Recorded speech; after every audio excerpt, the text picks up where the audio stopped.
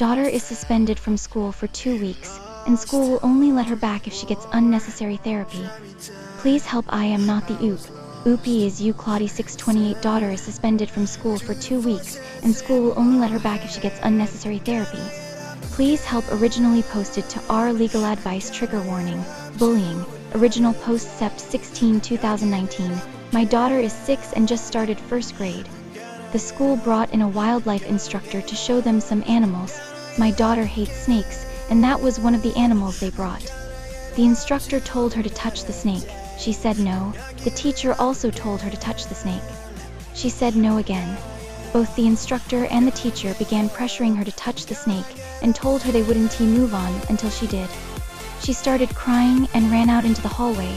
She stayed in the hall right outside the door. This is the story from the teacher, FYI. So I know my daughter isn't lying or exaggerating. I got called into school, and the principal said that running out of class without permission is an automatic 2-week suspension. When I heard the story, I asked why they didn't just let her not touch the snake. It seems to me that she had a fairly expected reaction for a 6-year-old in that situation. They said that they were doing exposure therapy and were working to make sure she got over her irrational fears.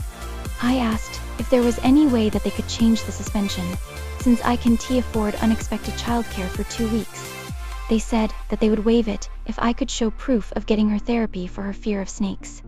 Frankly, I can't afford therapy, and even if I could, there are many things that my daughter could make better use of than therapy for a fear of snakes when we live in a city and rarely encounter snakes.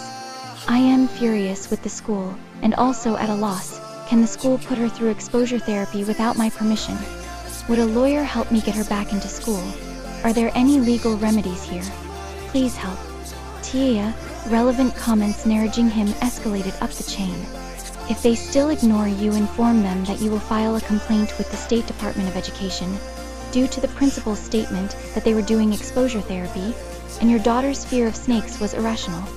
This should freak them out because 1, you are reporting them to the state, which will involve an investigation that they may not want to. None of the people involved in the incident are licensed mental health professionals, and the teacher was practicing outside the scope of her license that will land her in hot water with the state. OOPy his I don't believe. For a second they were actually trying to do exposure therapy. I think they pushed her too hard, and then made something up to justify it. It was just supposed to be a fun, educational class visit. Narajingham, since they made the claim that they were doing exposure therapy, that leaves them open to the potential consequences of their actions. In trying to justify them, they have dug themselves a very deep hole. They would have been better off admitting that they screwed up. Winggirl11, so I am an MH professional and do mental health assessment for schools.